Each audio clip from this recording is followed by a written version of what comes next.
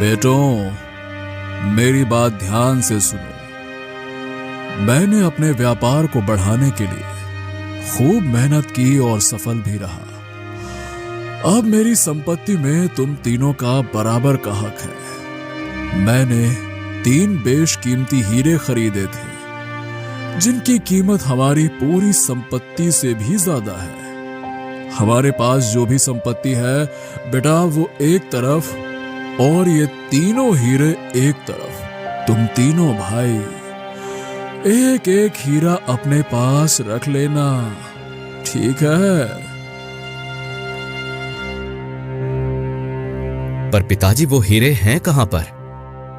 बेटा, वो हीरे अंदर वाली अलमारी में एक डिब्बे में रखे हैं। बेटा, एक बात ध्यान से सुनो। इन हीरों को भविष्य में जरूरत पड़ने पर ही इस्तेमाल करना, लेकिन तब तक इस बात को भूलकर एक साथ रहकर सामान्य जीवन ही जीना। ध्यान रहे बेटा, लालच बिल्कुल बिल्कुल मत करना मेरे बच्चों, बिल्कुल मत करना। इतना कहने के फौरन बाद ही सुंदरलाल की मृत्यु हो गई।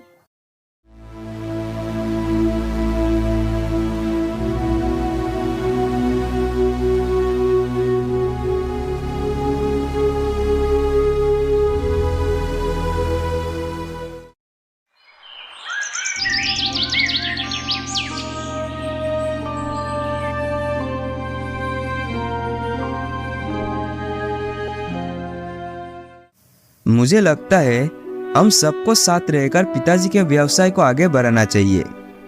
मैंने उन 3 हीरो को उसी अलमारी में छुपा कर रखा है। यदि भविष्य में हमें उनकी जरूरत पड़ी तो हम उनका इस्तेमाल करेंगे। क्या आप दोनों को इससे कोई परेशानी है? अरे नहीं भैया, कोई दिक्कत नहीं है। आपका कहना सबसे उचित है। आप जो बोले वही होगा। वो तीनों मिलकर अपने पिताजी के व्यवसाय को साथ मिलकर चलाने लगे और खुशी से रहने लगे।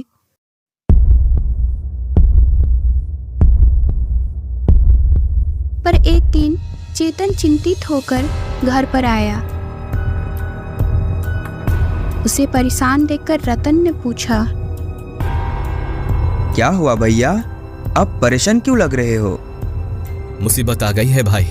हमारा माल ढोने वाला जहाज समुद्र में डूब गया है। हमारा बहुत बड़ा नुकसान हो गया है। अगर हमें कच्चा माल खरीदना है तो काफी पैसों की जरूरत होगी।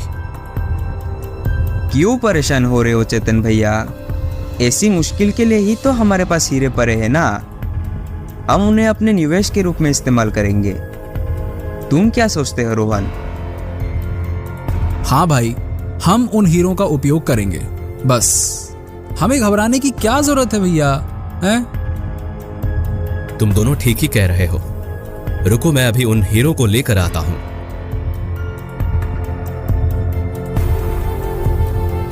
चेतन अलमारी से हीरे वाला डिब्बा निकालकर ले आया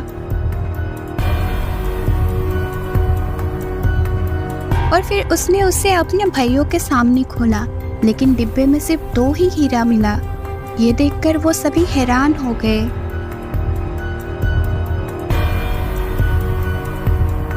हम तीनों के अलावा किसी को भी हीरो के बारे में पता नहीं था।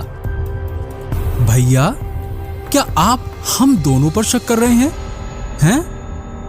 समझ नहीं आ रहा कि हमसे चूक कहां पर हुई है।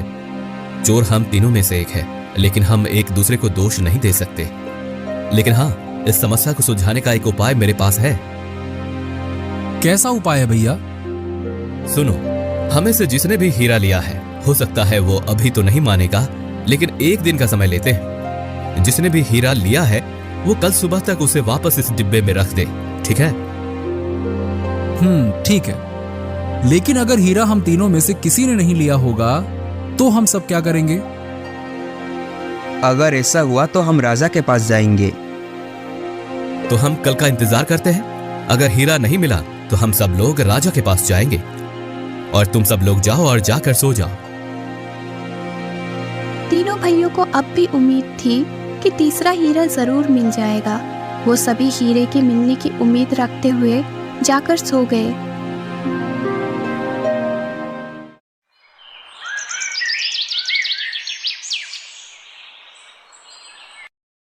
अगले दिन चेतन ने जाकर डिब्बे को खोलकर देखा, पर उस डिब्बे में सिर्फ 2 ही हीरे मिले। अरे इसमें तो अभी भी सिर्फ 2 ही हीरे हैं, यानी गुनहगार अपना गुनाह कबूल करने से कतरा रहा है। अरे अब हम क्या करें भैया? अब हम राजा के पास जाएंगे और उन्हें अपनी समस्या बताएंगे। ठीक है भाइयों, तो चलो राजा के पास। तीनों भाइयों को एक दूसरे पर संदेह था, लेकिन उन्होंने अपना संदेह को एक दूसरे के सामने प्रकट नहीं किया। वो लोग राजा के दरबार की तरफ निकल पड़े और राजा के सामने पेश होकर उन्होंने अपने हीरे के गुम हो जाने की समस्या रखी। राजा उग्रसेन ने उन लोगों से कहा, मैं आपकी बात समझ गया। आप तीनों सगे भाई हो और आप तीनों के अलावा और कोई भी नहीं रहता है। ये एक बड़ी ही मुश्किल स्थिति है। मुझे जांच के लिए थोड़ा समय चाहिए। जब मुझे दोषी मिल जाएगा तो मैं आप लोगों को बता दूंगा। तब तक आप लोग इंतजार कीजिए, मैं जल्द ही फैसला सुनाऊंगा। ठीक है? धन्यवाद राजा जी, हम आपके संदेश का इंतजार करेंगे। और वो तीनों दरबार से चले गए। राजा के मंत्री को इस समस्या को सुलझाने का एक उपाय मिला, इसीलिए कुछ सोचकर मंत्री ने राजा उग्रसेन से कहा, महाराज, मुझे पता है कि आप सोच रहे होंगे कि उन तीनों में से अपराधी कौन है। मुझे तो वो तीनों ही निर्दोष लगे। अब सवाल यह है कि आखिरकार चोर कौन हो सकता है? क्या उनके घर में कोई बाहर से घुसा होगा? मंत्री जी, इस समस्या के बारे में आप क्या सोचते हैं? मुझे आप अपनी राय बताइए। महाराज, मुझे उनके घर जाने की आज्ञा दीजिए। मैं वहां जाकर समझ पाऊंगा कि आखिर समस्या कैसे उत्पन्न हुई और असल में क्या हुआ था। हाँ हाँ बिल्कुल, आप उनके घर जाइए, इससे मुझे बहुत मदद मिलेगी। जाइए। जो आज्ञा महाराज, मैं अभी उनके घर जाता हूं। और मंत्री जी उन तीनों भाइयों से मिलने के लिए उनके घर गए। मंत्री जी को घर में आया देखकर वो तीनों चौंक गए, लेकिन अपने आश्चर्य को छुपाते हुए और अपने आप को संभालते हुए उन्होंने मंत्री जी का स्वागत किया। कुछ देर बाद सबसे बड़ा भाई चेतन ने मंत्री जी से पूछा, मंत्री जी, आपके यहाँ पर अचानक आने का कारण क्या है? महाराज की आज्ञा से मैं आप तीनों से पूछताछ करने के लिए आया हूँ, लेकिन फिलहाल तो मुझे बहुत भूख लगी है। क्या आप तीनों मेरे लिए भोजन का इंतजाम कर सकते हैं? बिल्कुल महोदय, आप आराम कर लीजिए, हम अभी भोजन का इंतजाम करते हैं। स्वादिष्ट भोजन का इंतजाम किया गया और मंत्री जी ने खूब चखकर स्वादिष्ट भोजन का स्वाद उठाया। इसके बाद तीनों भाई बड़े ही उत्साह होकर मंत्री जी क्या कहने वाले हैं ये सोचने लगे।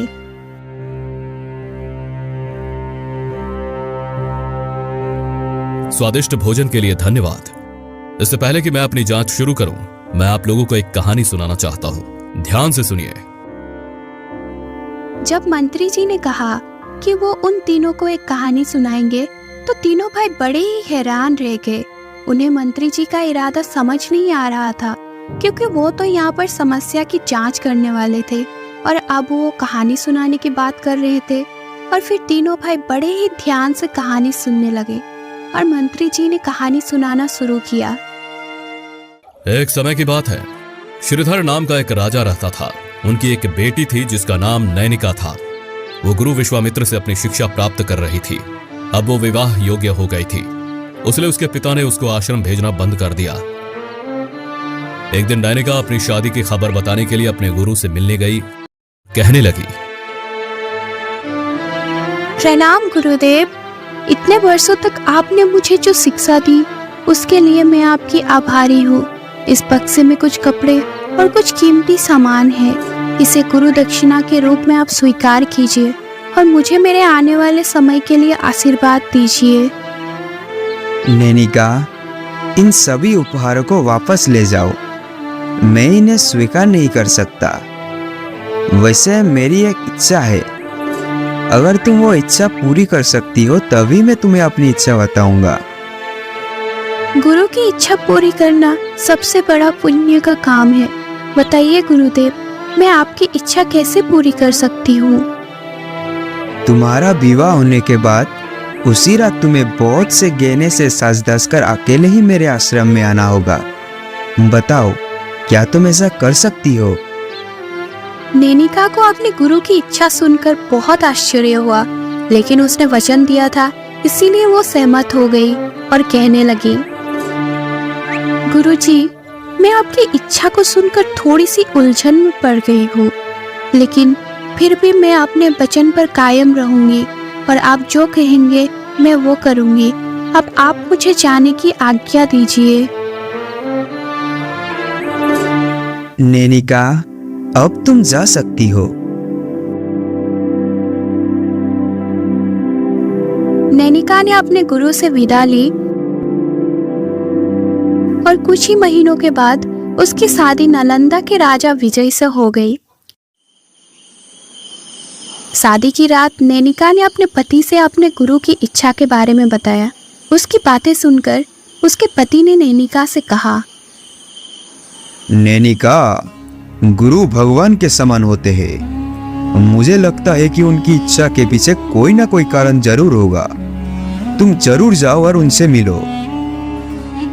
मैं आपके जैसे पति पाकर धन्य हो गई, जो एक पल भी बिना कुछ सोचे समझे और शंका किए मुझे गुरुदेव से मिलने जाने देने के लिए तैयार हो गए। मैं जाकर अपने गुरुजी से जरूर मिलूंगी और उन्हें दिया हुआ वचन में जरूर पूरा करूंगी। यही उनकी गुरु दक्षिणा है। नैनिका ने खुद को गहनों से सजाया और पति की आज्ञा लेकर अपने गुरु से मिलने चल पड़ी।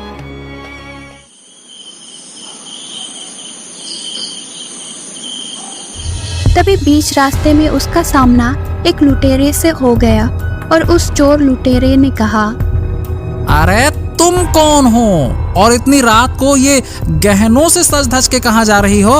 आहा, बड़ी बहादुर हो तुम। लेकिन तुम नहीं जानते कि मैं कौन हूँ। मैं एक चोर हूँ और अपने सारे गहने चलो चलो चलो मेरे हवाले कर दो, नहीं तो मैं तुम्हें जान से मार डालूंगा। चोर ने जब नैनिका को धमकी दी तो नैनिका ने जवाब दिया, सुनो, मैं तुम्हें सारे गहने दे दूंगी, लेकिन अभी मैं अपने गुरु की इच्छा पूरी करने जा रही हूँ। उसे पूरी कर लो, इसके बाद तुम मेरे गहने ले सकते हो, परंतु अभी के लिए मुझे जाने दो, वरना मेरा वचन अधूरा रह जाएगा। नैनिका ने चोर को सारी बात बता दी और उससे जाने की विनती की। चोर ये देखकर चौंक गया कि इस लड़की ने अकेले यहाँ पर आने की हिम्मत दिखाई है। चोर ने उसकी मासूमियत को देखते हुए कहा, अच्छा, देखो वैसे तो मैं तुम्हारी बात पर विश्वास नहीं करता, परंतु तुम भोली भाली लगती हो तो चलो ठीक है, तुम जा सकती हो। लेकिन एक बात का ध्यान रखना कि तुम्हें वापस लौट कर आना है, नहीं तो मैं आकर तुम्हारे गुरु को भी जान से मार डालूंगा, समझे क्या? मैं तुम्हें ऐसा मौका नहीं दूंगी, मैं जरूर लौट कर आऊंगी। तुम मेरा यहीं पर इंतजार करना।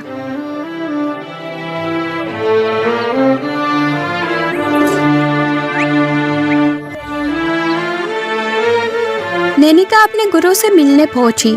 नैनिका को देखकर उसका गुरु बहुत ही खुश हुए, क्योंकि नैनिका ने अपना वचन पूरा किया था। बहुत अच्छे नैनिका, मुझे खुशी है कि तुमने अपना वचन पूरा किया, और साथ ही साथ मुझे इस बात का भी खुशी है, मैंने आज तक तुम्हें जो शिक्षा दी है तुमने उसको बहुत ही अच्छा से सीखा। तुमने मेरी इच्छा पूरी की, ये जानते हुए कि इस समय अंधेरे में आना खतरनाक है, फिर भी तुम आई। तुम बहुत ही बहादुर और विश्वासी हो। मैंने सिर्फ तुम्हें तुम्हारी योग्यता की परीक्षा लेने के लिए ही बुलाया था। तुम मेरी परीक्षा में उत्तीर्ण हुई। नैनिका ने खुशी खुशी अपना गुरु का आशीर्वाद लिया उसके बाद वो जंगल की तरफ आगे बढ़ने लगी।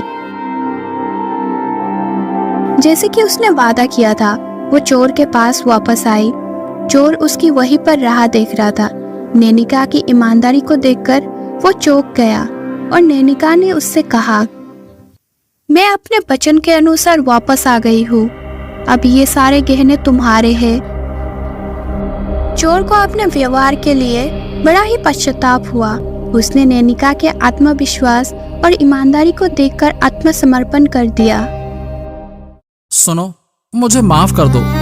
तुम्हारी मासूमियत ने मुझे मेरी बेटी की याद दिला दी। तुमने अपने वचन का पालन किया और अपने गहने मुझे देने आ गई। मुझे खुद पर शर्म आ रही है। अब मैं लोगों को लूटना छोड़ दूंगा। बस मुझे मिल गया मेरा सबक। अब तुम जा सकती हो। मैं तुम्हें परेशान नहीं करूंगा। जाओ।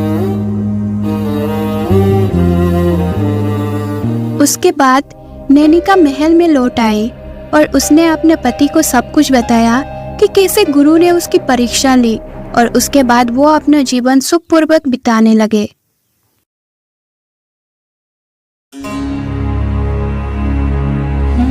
अब ये कहानी पूरी हो चुकी है। इस कहानी में बहुत से अच्छे लोग हैं, लेकिन उनमें से सबसे अच्छा कौन है? इस तरह से मंत्री जी ने उन तीनों भाइयों के सामने एक सवाल रख दिया। मेरे हिसाब से सबसे अच्छा आदमी राजा विजय था, जिसने अपनी पत्नी को उसके गुरु से मिलने की अनुमति दी। वही सबसे अच्छा था। अच्छा रतन, तुम्हें क्या लगता है? मुझे लगता है कि गुरु सबसे अच्छे थे, क्योंकि गुरु ने राजकुमारी द्वारा दिए गए सभी कीमती उपहारों को अस्वीकार कर दिया और गुरुकुल में सीखी हुई बातों की जांच करने के लिए उन्होंने राजकुमारी की परीक्षा ली। इसीलिए गुरु ही सर्वश्रेष्ठ थे। ठीक है, तुम बताओ रोहन, तुम्हें क्या लगता है? मेरी राय यह है कि चोर ने चोरी का मौका पाकर भी नैनिका को जाने दिया और पश्चाताप किया। तो मेरे हिसाब से चोर ही सबसे अच्छा था। अच्छा, तो आप सब में से नैनिका को कोई भी सबसे अच्छी नहीं मानता। उसने तो सारे अच्छे कर्म किए और अपने अच्छे व्यवहार से उसने अपने पति, गुरु और चोर को भी सुधार दिया और परिस्थिति को संभाल लिया। ठीक है, अब मैं चलता हूं। आप तो यहां पर हीरे के चोर के बारे में पता लगाने आए थे, पर आप तो हमें कहानी सुनाकर जा रहे हैं। हाँ, आया तो मैं उसी के लिए था, लेकिन फैसला राज दरबार में सुनाया जाएगा। ये कहकर मंत्री जी वहां से चले गए। तीनों भाइयों को यह समझ में नहीं आ रहा था कि मंत्री जी वहां पर आए क्यों थे, और आखिरकार उन्होंने चोर को किस तरह से पहचान लिया।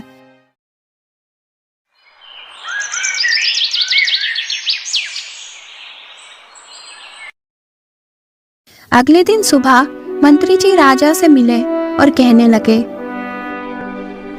महाराज, मुझे पता चल गया है कि तीनों में से चोर कौन है। बहुत अच्छे मंत्री जी, बहुत बढ़िया। आपको पता चल गया तो बताइए, कौन है उन तीनों में से चोर? महाराज, सबसे छोटा भाई रोहन ही चोर है। आप इतने विश्वास से कैसे कह सकते हैं? मंत्री जी ने राजा को उन भाइयों के घर में हुए सारी वो बातें बताई और ये भी बताया कि उन्होंने तीनों भाइयों से एक सवाल पूछा था, और उस सवाल का जवाब के आधार पर ही उन्होंने चोर को निर्धारित किया। महाराज, जब मैंने उनसे सबसे अच्छी व्यक्ति के बारे में पूछा तो बड़े भाई चेतन ने कहा कि पति ही सबसे अच्छा है, और दूसरे भाई रतन ने कहा कि गुरु ही सबसे अच्छा है। लेकिन तीसरा भाई रोहन मुझे लालची लगा, क्योंकि उसने चोर को अच्छा बताया। तो मैं समझ गया कि रोहन ही चोर है। रोहन ने ही वो तीसरा हीरा चुराया है, क्योंकि एक चोर ही दूसरे चोर को अच्छा बता सकता है। शाबाश मंत्री जी, शाबाश शाबाश, बहुत बढ़िया। मैं आपके उत्तर को सुनकर बहुत ही प्रसन्न हुआ। तीनों भाइयों को तुरंत हमसे मिलने के लिए बुलाया जाए। जो आज्ञा महाराज।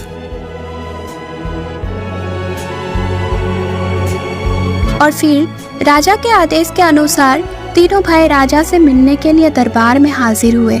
उन्हें देखकर राजा ने कहा, सारी बातों की जांच करने के बाद मैं इस नतीजे पर पहुंचा हूं कि दोनों हीरे चेतन और रतन के हैं, रोहन के नहीं।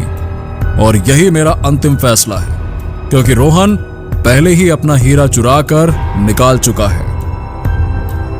फैसला सुनने के बाद रोहन समझ गया कि उसकी चोरी पकड़ी गई है और वो बिल्कुल चुप रहा और उसने कुछ नहीं कहा।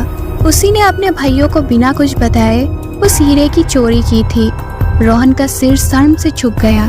समस्या का हल मिल जाने की वजह से चेतन और रतन ने राजा का आभार प्रकट किया और फिर वो अपने घर की ओर निकल पड़े। तीनों भाइयों ने फिर कभी चोरी के बारे में कोई चर्चा नहीं की और अपने पिता की संपत्ति को समान रूप में बांट लिया और पिता के व्यवसाय को कई गुना आगे बढ़ाया और साथ साथ सुखी जीवन